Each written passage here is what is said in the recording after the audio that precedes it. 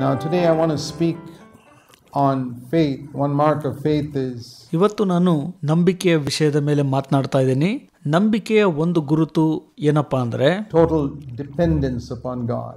ದೇವರ ಮೇಲೆ ಸಂಪೂರ್ಣವಾಗಿ ಅವಲಂಬಿತವಾಗುವುದು. When I say I have faith in God, it means I'm totally dependent on God. ನನಗೆ ದೇವರಲ್ಲಿ ನಂಬಿಕೆ ಇದೆ ಎಂಬುದಾಗಿ ಹೇಳುವುದರ ಅರ್ಥ ದೇವರ ಮೇಲೆ ನಾನು ಸಂಪೂರ್ಣವಾಗಿ ಅವಲಂಬಿತನಾಗಿದ್ದೇನೆ ಎಂದು ಹೇಳುವುದಾಗಿದೆ. Not partially dependent on God and more dependent on myself. ಭಾಗಶಃ ದೇವರ ಮೇಲೆ ಅವಲಂಬಿತನಾಗಿದ್ದೇನೆ, ಹೆಚ್ಚಾಗಿ ನನ್ನ ಮೇಲೆ ನಾನು ಅವಲಂಬಿತನಾಗಿದ್ದೇನೆ ಎಂದು ಹೇಳುವುದಲ್ಲ. Or somewhat dependent on God and on myself. ಅಥವಾ ಸ್ವಲ್ಪ ದೇವರ ಮೇಲೆ ಅವಲಂಬಿತನಾಗಿದ್ದೇನೆ, ಇನ್ನು ಸ್ವಲ್ಪ ನನ್ನ ಮೇಲೆ ಅವಲಂಬಿತನಾಗಿದ್ದೇನೆ ಅಂತ ಹೇಳುವುದಲ್ಲ. I mean, take this matter of forgiveness of sins first of all. ಮೊದಲನೆಯದಾಗಿ ಈ ಒಂದು ಪಾಪ ಕ್ಷಮಾಪಣೆಯ ವಿಷಯದ ಬಗ್ಗೆ ತೆಗೆದುಕೊಳ್ಳ್ರಿ, because that will make it very clear. ಯಾಕಂದ್ರೆ ಅದು ಬಹಳವಾಗಿ ಸ್ಪಷ್ಟಪಡಿಸುತ್ತದೆ. Do you think a person sins are forgiven? ಒಬ್ಬ ವ್ಯಕ್ತಿಯ ಪಾಪಗಳು ಕ್ಷಮಿಸಲ್ಪಟ್ಟಿರುವುದರ ಕುರಿತಾಗಿ ಯೋಚಿಸುವಾಗ who believes that they are partially forgiven because Jesus died on the cross. ಯೇಸು ಸ್ವಾಮಿ ಶಿಲುಬೆಯ ಮೇಲೆ ಮರಣ ಹೊಂದಿದ್ದಕ್ಕಾಗಿ ಭಾಗಶಃ ಕ್ಷಮಿಸಲ್ಪಟ್ಟಿದ್ದೇನೆ ಅಥವಾ ಪಟ್ಟಿದ್ದಾನೆ ಅಂತ ಯೋಚಿಸುವಾಗ, and partially forgiven because he's also done a lot of good things. ಒಬ್ಬ ವ್ಯಕ್ತಿ ತಾನು ಒಳ್ಳೆಯ ಕೆಲಸ ಮಾಡಿದ್ದಕ್ಕಾಗಿ ಭಾಗಶಃ ಕ್ಷಮಿಸಲ್ಪಟ್ಟಿದ್ದೇನೆ ಅಂತ ಯೋಚಿಸುವಾಗ, how many of you believe that? ಎಷ್ಟು ಜನ ಇದನ್ನು ನಂಬುತ್ತೀರಿ ನೀವು? Isn't it a total dependence on Christ alone? ಇದು ಕ್ರಿಸ್ತನ ಮೇಲೆ ಮಾತ್ರ, ಆತನೊಬ್ಬನ ಮೇಲೆ ಅವಲಂಬಿತವಾಗಿರುವಂತದ್ದ. ಇದು His work on the cross ಶಿಲುಬೆಯ ಮೇಲೆ ಆತನ ಕಾರ್ಯವು is the only basis on which our sins can be forgiven. ಇದರ ಆಧಾರದ ಮೇಲೆ ಮಾತ್ರ ಪಾಪಗಳು ಕ್ಷಮಿಸಲ್ಪಟ್ಟಿರುವಂತದ್ದಾಗಿದೆ. That's what I mean by total dependence with zero works of mine. ಅದೇ ಸಂಪೂರ್ಣವಾಗಿ ಅವಲಂಬಿತವಾಗುವುದು ಅಂತ ನಾನು ಹೇಳುವುದರ ಅರ್ಥವಾಗಿದೆ. ಆಗ ಅಲ್ಲಿ ನನ್ನ ಕಾರ್ಯವು ಶೂನ್ಯ. Now in the same way, ಅದೇ ರೀತಿಯಾಗಿ the rest of our Christian life, the Bible says that ನಮ್ಮ ಕ್ರೈಸ್ತ ಜೀವಿತದ ಮಿಕ್ಕ ಅವಧಿಯು, ಸತ್ಯವೇದ ಈ ರೀತಿ ಹೇಳುತ್ತೆ, righteous will live by faith. ನೀತಿವಂತನು ನಂಬಿಕೆಯಿಂದ ಜೀವಿಸುವನು ಎಂಬುದಾಗಿ. Now many of us start the Christian life right. ಅನೇಕರು ನಮ್ಮಲ್ಲಿ ಕ್ರೈಸ್ತ ಜೀವಿತವನ್ನ ಸರಿಯಾಗಿ ಪ್ರಾರಂಭ ಮಾಡ್ತಾರೆ, but we don't continue along the right way. ಆದರೆ ನಾವು ಸರಿಯಾದ ಹಾದಿಯಲ್ಲೇ ನಾವು ಮುಂದುವರಿಯುವುದಿಲ್ಲ. We start by recognizing that our forgiveness is entirely dependent on Christ's death on the cross. ನಮ್ಮ ಕ್ಷಮಾಪಣೆಯು ಯೇಸು ಕ್ರಿಸ್ತನು ಶಿಲುಬೆಯ ಮೇಲೆ ಮರಣ ಹೊಂದಿದ್ದರ ಮೇಲೆ ಅವಲಂಬಿತವಾಗಿದೆ ಸಂಪೂರ್ಣವಾಗಿ ಎಂದು ಗ್ರಹಿಸುವುದರ ಮೂಲಕ ನಾವು ಪ್ರಾರಂಭಿಸಿರುತ್ತೇವೆ. But we don't believe that the rest of our Christian life, ಆದರೆ ನಾವು ನಂಬೋದಿಲ್ಲ ನಮ್ಮ ಕ್ರೈಸ್ತ ಜೀವಿತದ ಮಿಕ್ಕ ಅವಧಿಯನ್ನು ಜೀವಿಸಲು we need to entirely depend on the power of the Holy Spirit to live.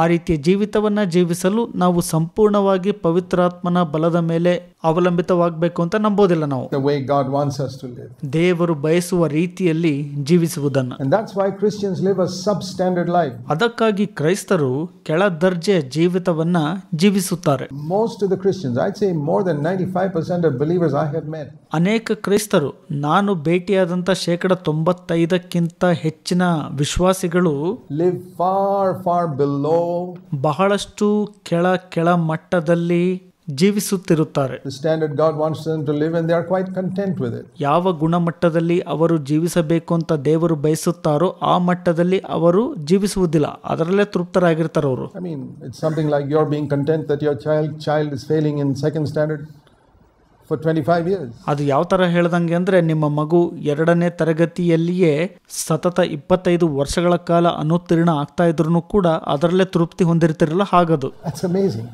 None of you'd be terribly disturbed if your child is 27 years old and sitting in second standard. ಇದು ಒಂದು ವಿಸ್ಮಯವೇ ಸರಿ.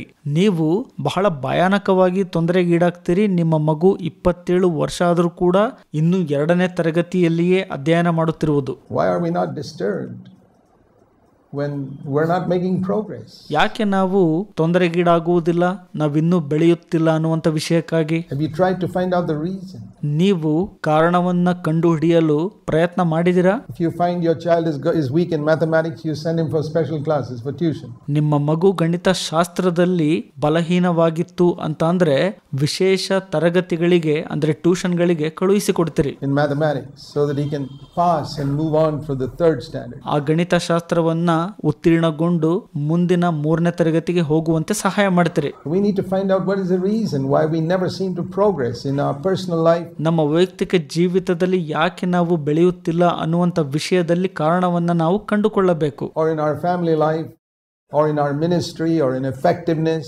ನಮ್ಮ ಕುಟುಂಬ ಜೀವಿತದಲ್ಲಾಗಬಹುದು, ನಮ್ಮ ಸೇವೆಯಲ್ಲಿ ಆಗಬಹುದು, ಇನ್ನೂ ಹೆಚ್ಚಿನದಾಗಿ ಪರಿಣಾಮಕಾರಿಯಾಗಲು. A lot of preachers in the world never seem to ಲೋಕದಲ್ಲಿನ ಅನೇಕ ಬೋಧಕರು seek God why there is not a greater anointing upon their ministry. They seem to be content. ತಮ್ಮ ಸೇವೆಯಲ್ಲಿ ಯಾಕೆ ದೊಡ್ಡದಾದ ಅಭಿಷೇಕವನ್ನ ಹೊಂದಿಲ್ಲ ಎಂಬುವಂತ ವಿಷಯದಲ್ಲಿ ದೇವರನ್ನ ಹುಡುಕೋದಿಲ್ಲ. ಅವರು ಇರುವುದರಲ್ಲೇ ತೃಪ್ತರಾಗಿರ್ತಾರೆ. With the level of anointing they had 20 years ago when they preached God's word. ಅವರು 20 ವರ್ಷದ ಹಿಂದೆ ದೇವರ ವಾಕ್ಯವನ್ನ ಬೋಧಿಸಲು ಆರಂಭಿಸಿದಾಗ ಯಾವ ಅಭಿಷೇಕದ ಮಟ್ಟದಲ್ಲಿರ್ತಾರಲ್ಲ ಅದೇ ಮಟ್ಟದಲ್ಲಿ ಇವತ್ತು ಇರ್ತಾರೆ. It's pathetic and some of them are sink even lower. ಇದು ನಿಜಕ್ಕೂ ಕರುಣಾಜನಕವಾದದ್ದು ಮತ್ತು ಇನ್ನೂ ಕೆಲವರು ಅದಕ್ಕಿಂತ ಕೆಳಗಿರ್ತಾರೆ. There is a reason. ಅದಕ್ಕೆ ಕಾರಣವಿದೆ. The reason is a lack of total dependence upon God. ಕಾರಣ ಏನಪ್ಪಾ ಅಂದ್ರೆ ಅವರು ದೇವರ ಮೇಲೆ ಸಂಪೂರ್ಣವಾಗಿ ಅವಲಂಬಿತವಾಗುವುದರ ಕೊರತೆಯನ್ನ ಅನುಭವಿಸುತ್ತಿರುತ್ತಾರೆ. Exactly like we would tell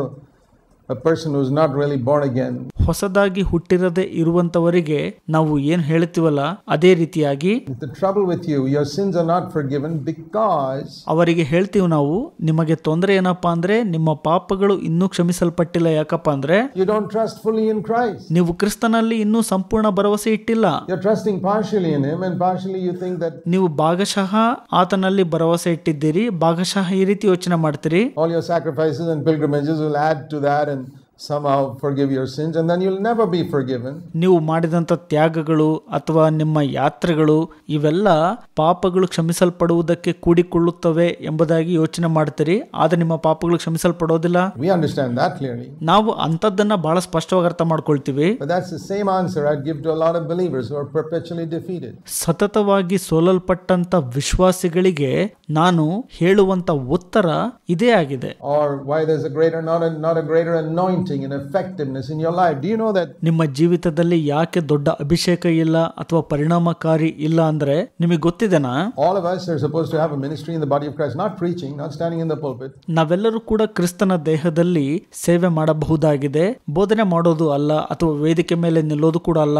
But every single member of the body of Christ has to have some ministry. ಕ್ರಿಸ್ತನ ದೇಹದ ಪ್ರತಿಯೊಬ್ಬ ಸದಸ್ಯನು ಯಾವುದಾದ್ರೂ ಒಂದು ಸೇವೆಯನ್ನ ಮಾಡಬೇಕಾಗಿರುತ್ತದೆ. There is no part, not even the nails, no part of this human body that God made without a function. ಮಾನವನ ದೇಹದ ಯಾವುದೇ ಭಾಗಗಳು ಉಗುರು ಸಮೇತ ಕೆಲಸ ಇಲ್ಲದಂಗೆ ದೇವರು ಅವುಗಳನ್ನ ಉಂಟು ಮಾಡಿಲ್ಲ. Every single part has a function. ಪ್ರತಿಯೊಂದು ಭಾಗವು ಯಾವುದಾದ್ರೂ ಒಂದು ಕಾರ್ಯದಲ್ಲಿ ತೊಡಗಿರುತ್ತದೆ. But every single part down to the little nail functions. ಪ್ರತಿಯೊಂದು ಭಾಗವು ಉಗುರಿನ ತನಕ ಪ್ರತಿಯೊಂದು ಕೂಡ ಕಾರ್ಯನಿರ್ವಹಿಸುತ್ತಿರುತ್ತವೆ. Because it is 100% dependent on the head. ಯಾಕಂದ್ರೆ ಪ್ರತಿಯೊಂದು ಭಾಗವು ತಲೆಯ ಮೇಲೆ ಅವಲಂಬಿತವಾಗಿರುತ್ತವೆ. On the brain. ಮೆದುಳಿನ ಮೇಲೆ. You remove the brain and nothing in your body can function. ನೀವು ಮೆದುಳನ್ನ ತೆಗೆದು ಬಿಡ್ರಿ, ಆಗ ನಿಮ್ಮ ದೇಹದಲ್ಲಿ ಯಾವ ಭಾಗವೂ ಕೂಡ ಕಾರ್ಯನಿರ್ವಹಿಸುವುದಿಲ್ಲ. It's dependent on the brain. ಅವು ಮೆದುಳಿನ ಮೇಲೆ ಅವಲಂಬಿತವಾಗಿರುತ್ತವೆ. You can cut off your left hand, the rest of your body will function. You can cut off your legs, many parts of your body will function, but you cut off your brain, that's the end. ನಿಮ್ಮ ಎಡಗೈಯನ್ನ ಕತ್ತರಿಸಿ ಬಿಸಾಕ್ರಿ, ಬೇಕಾದ್ರೆ ನಿಮ್ಮ ಕಾಲುಗಳನ್ನ ಕತ್ತರಿಸಿ ಬಿಸಾಕ್ರಿ, ನಿಮ್ಮ ದೇಹದ ವಿವಿಧ ಅಂಗಗಳು ಕಾರ್ಯನಿರ್ವಹಿಸುತ್ತವೆ, ಆದ್ರೆ ಮೆದುಳನ್ನ ತೆಗೆದು ಬಿಡ್ರಿ, ಅಲ್ಲಿ ಮುಗಿತು ಅಂತ. So it's total dependence. ಹಾಗಾಗಿ ಇಲ್ಲಿ ಸಂಪೂರ್ಣ ಅವಲಂಬಿತ ಇದೆ. Why is it, for example, believers can't work together? Why is it husband and wife can't get along with each other? ಯಾಕೆ ವಿಶ್ವಾಸಿಗಳು ಒಟ್ಟಾಗಿ ಸೇರಿ ಕೆಲಸ ಮಾಡೋಕೆ ಆಗೋದಿಲ್ಲ? ಯಾಕೆ ಗಂಡ ಹೆಂಡತಿಯರು ಪರಸ್ಪರ ಒಬ್ರಿಗೊಬ್ರು ಬೆರೆಯೋದಿಲ್ಲ? How many believers seem to accept it as normal? ಎಷ್ಟು ಜನ ವಿಶ್ವಾಸಿಗಳು ಇದನ್ನ ಸಾಮಾನ್ಯ ಎಂದು ಸ್ವೀಕರಿಸುತ್ತಾರೆಂದು ತೋರುತ್ತದೆ. That my wife and I will fight every day or at least once a month. That's normal. ನಾನು ಮತ್ತು ನನ್ನ ಹೆಂಡತಿ ದಿನಾಲೂ ಜಗಳಾಡುತ್ತೇವೆ ಅಥವಾ ತಿಂಗಳಿಗೆ ಒಂದು ಸಲ ಜಗಳಾಡುತ್ತೇವೆ, ಅದು ಸಾಮಾನ್ಯ ಅಂತ ಅಂದುಕೊಳ್ಳುವಂಥದ್ದು. How many believers accept that as normal? That is not the will of God. ಎಷ್ಟು ಜನ ವಿಶ್ವಾಸಿಗಳು ಇದನ್ನ ಸಾಮಾನ್ಯ ಎಂದು ಸ್ವೀಕರಿಸುತ್ತಾರೆ ಅಥವಾ ಒಪ್ಪಿಕೊಳ್ಳುತ್ತಾರೆ? ಇದು ದೇವರ ಚಿತ್ತವಲ್ಲ. That's the will of the devil, and if you are living like that, you are accepting the will of the devil in your life. ಇದು ಸೈತಾನನ ಚಿತ್ತವಾಗಿದೆ. ನೀವು ಅದೇ ರೀತಿಯಲ್ಲಿ ಜೀವಿಸುತ್ತಾ ಹೋದ್ರೆ ನಿಮ್ಮ ಜೀವಿತದಲ್ಲಿ ಸೈತಾನನ ಚಿತ್ತವನ್ನ ಒಪ್ಪಿಕೊಳ್ತಿದ್ದೀರಿ ಅಂತ ಅರ್ಥ. Now you say, what can I do? My partner is like that. Let your partner be like that. Why should you be like that? ನೀವು ಹೇಳ್ಬಹುದು, ನಾನೇನ್ ಮಾಡ್ಲಿ, ನನ್ನ ಬಾಳ ಸಂಗಾತಿ ಹಾಗೆ ಅಂತ. ನಿಮ್ಮ ಬಾಳ ಸಂಗಾತಿ ಹಾಗಿರ್ಲಿ, ಪರವಾಗಿಲ್ಲ. ಆದ್ರೆ ನೀವ್ಯಾಕೆ ಅದೇ ರೀತಿ ಇರ್ತೀರಿ? You can't make a noise without both hands cooperating to clap. If one hand refuses, there's no sound. ಎರಡೂ ಕೈಗಳು ಚಪ್ಪಾಳೆ ತಟ್ಟಲು ಸಹಕರಿಸದೆ ನೀವು ಶಬ್ದ ಮಾಡಲು ಸಾಧ್ಯವಿಲ್ಲ. ಒಂದು ಕೈ ನಿರಾಕರಿಸಿದ್ರೆ ಶಬ್ದನೇ ಇರೋದಿಲ್ಲ ಅಲ್ಲಿ. There will be no fight if one person and one partner refuses to fight. ಒಬ್ಬ ಬಾಳ ಸಂಗಾತಿ ಜಗಳವಾಡುವುದನ್ನ ನಿರಾಕರಿಸಿದ್ರೆ ಅಲ್ಲಿ ಜಗಳವೇ ಉಂಟಾಗುವುದಿಲ್ಲ. They say it's not only in home, it's in the church, in the office, or in. ಅದು ಮನೆಯಲ್ಲಿ ಮಾತ್ರ ಅಲ್ಲ, ಸಭೆ ಮತ್ತು ಕಚೇರಿಯಲ್ಲಿ ಕೂಡ ಆಗಬಹುದು. You see how people fight in the buses and trains and on the roads and. ನೀವು ಜನರನ್ನು ನೋಡ್ರಿ, ಅವರು ಬಸ್ಗಳಲ್ಲಾಗಬಹುದು, ರೈಲಿನಲ್ಲಾಗಬಹುದು, ರಸ್ತೆಲಾಗಬಹುದು, ಹೇಗೆ ಜಗಳ ಮಾಡ್ತಿರ್ತಾರೆ. Everywhere there cannot be a fight if one person refuses to fight. ಒಬ್ಬ ವ್ಯಕ್ತಿಯು ಜಗಳವಾಡುವುದನ್ನ ನಿರಾಕರಿಸಿದಾಗ ಅಲ್ಲಿ ಜಗಳವೇ ಉಂಟಾಗುವುದಿಲ್ಲ. The reason for all this is how is it on the other hand in our human body? ಇದಕ್ಕೆಲ್ಲ ಕಾರಣ ಏನಪ್ಪಾ ಅಂದ್ರೆ, ನಮ್ಮ ಮನುಷ್ಯನ ದೇಹದಲ್ಲಿ ಮತ್ತೊಂದು ಕಡೆ every part cooperates so well. Have you ever tried doing things with two hands together? So easy. ದೇಹದಲ್ಲಿರುವಂತ ಪ್ರತಿಯೊಂದು ಅಂಗಗಳು ಒಂದಕ್ಕೊಂದು ಸಹಕರಿಸಿಕೊಂಡು ಒಟ್ಟಾಗಿ ಕೆಲಸ ಮಾಡುತ್ತವೆ. ನೀವು ಎಂದಾದ್ರೂ ಎರಡು ಕೈಗಳನ್ನ ಒಟ್ಟಿಗೆ ಸೇರಿಸಿ ಏನಾದ್ರೂ ಮಾಡಲು ಪ್ರಯತ್ನಿಸಿದ್ದೀರಾ? ಅದು ಬಹಳ ಸುಲಭ. You don't find one hand refusing to cooperate unless it's paralyzed. ಒಂದು ಕೈ ಸಹಕರಿಸದೆ ಇರುವಂತದ್ದನ್ನ ನೀವು ನೋಡಲು ಆಗುವುದಿಲ್ಲ. ಅದು ಪಾರ್ಶ್ವವಾಯು ಆಗಿದ್ರೆ ಮಾತ್ರ ಸಹಕರಿಸುವುದಿಲ್ಲ. Paralyzed means it's not listening to the head. ಪಾರ್ಶ್ವವಾಯು ಅಂತ ಅಂದ್ರೆ ಅದು ತಲೆಯಿಂದ ಕೇಳಿಸಿಕೊಳ್ಳುತ್ತಿರುವುದಿಲ್ಲ. It's not connected to the head. It's not dependent on the head anymore. ಅದು ತಲೆಗೆ ಸಂಪರ್ಕ ಹೊಂದಿರುವುದಿಲ್ಲ, ತಲೆಯ ಮೇಲೆ ಅವಲಂಬಿತವಾಗಿರುವುದಿಲ್ಲ. That's the reason not only for failure in our individual life. ಅದೇ ಕಾರಣಕ್ಕಾಗಿ ನಮ್ಮ ಸ್ವಂತ ವೈಯಕ್ತಿಕ ಜೀವಿತದಲ್ಲಿ ಸೋಲನ್ನ ಅನುಭವಿಸುವುದು ಮಾತ್ರವಲ್ಲ, but also the reason why we can't get along with each other. ಅದೇ ಕಾರಣ ನಾವು ಒಬ್ರಿಗೊಬ್ರು ಪರಸ್ಪರ ಬೆರೆಯದೇ ಇರುವಂತದ್ದು. It's because of a lack of total dependence upon God. ಅದು ಏನಕ್ಕಪ್ಪ ಅಂತಂದ್ರೆ, ದೇವರ ಮೇಲೆ ಸಂಪೂರ್ಣವಾಗಿ ಅವಲಂಬಿತವಾಗುವುದರ ಕೊರತೆ ಇರುವುದರಿಂದ. So the one mark of true faith is total dependence upon God. ನಂಬಿಕೆಯ ಒಂದು ಗುರುತು ಯಾವುದಪ್ಪ ಅಂದ್ರೆ, ಅದು ದೇವರ ಮೇಲೆ ಸಂಪೂರ್ಣವಾಗಿ ಅವಲಂಬಿತವಾಗಿರುವುದಾಗಿದೆ. Let me repeat, just like we totally depend on Christ's sacrifice on the cross. ನಾನು ನಿಮಗೆ ಮತ್ತೊಮ್ಮೆ ಹೇಳಲು ಇಷ್ಟಪಡ್ತೇನೆ, ಶಿಲುಬೆಯ ಮೇಲೆ ಕ್ರಿಸ್ತನ ಒಂದು ತ್ಯಾಗದ ಮೇಲೆ ನಾವು ಸಂಪೂರ್ಣವಾಗಿ ಅವಲಂಬಿತವಾಗಿದ್ದೀವಲ್ಲ, ಆ ತರ. For the forgiveness of our sins plus zero. ಅದು ನಮ್ಮ ಪಾಪಗಳ ಕ್ಷಮಾಪಣೆಗಾಗಿ, ಜೊತೆಗೆ ಶೂನ್ಯ ಅಂದ್ರೆ ಜೊತೆಗೆ ಶೂನ್ಯ, ಏನೂ ಇಲ್ಲ ಅಂತ ಅದ್ರ ಜೊತೆಗೆ. So you say, Brother Zach, does that mean that I have to do nothing? ನೀವು ಹೇಳ್ಬೋದು, ಹಾಗಾದ್ರೆ ಸಹೋದರ ಜಾಕ್ ರವರೇ, ಅದರ ಅರ್ಥ ನಾನು ಏನು ಮಾಡೋ ಹಾಗಿಲ್ವಾ ಹಾಗಾದ್ರೆ ಅಂತ. For victory over sin, let me ask you, did you do nothing? ಪಾಪದ ಮೇಲೆ ಜಯ, ನಾನು ನಿಮಗೆ ಕೇಳಕ್ ಇಷ್ಟಪಡ್ತೇನೆ, ನೀವು ಏನು ಮಾಡೋ ಹಾಗಿಲ್ವಾ ಹಾಗಾದ್ರೆ? To get forgiveness of sins, you didn't do anything to earn it.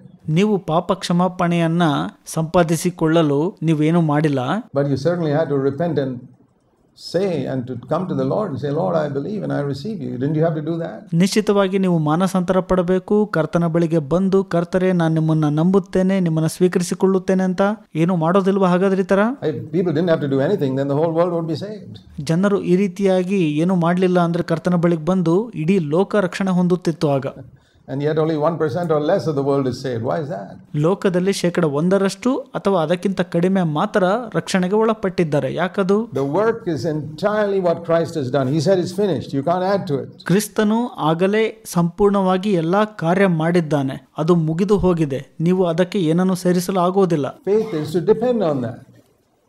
It's to receive what God is giving. ನಂಬಿಕೆ ಅಂದ್ರೆ ಅದರ ಮೇಲೆ ಅವಲಂಬಿತವಾಗುವುದಾಗಿದೆ ಮತ್ತು ದೇವರು ಕೊಟ್ಟಿರುವಂತದ್ದನ್ನ ಸ್ವೀಕರಿಸುವುದಾಗಿದೆ. I don't have to produce anything, but I have to receive. If you don't receive, you don't get the benefit.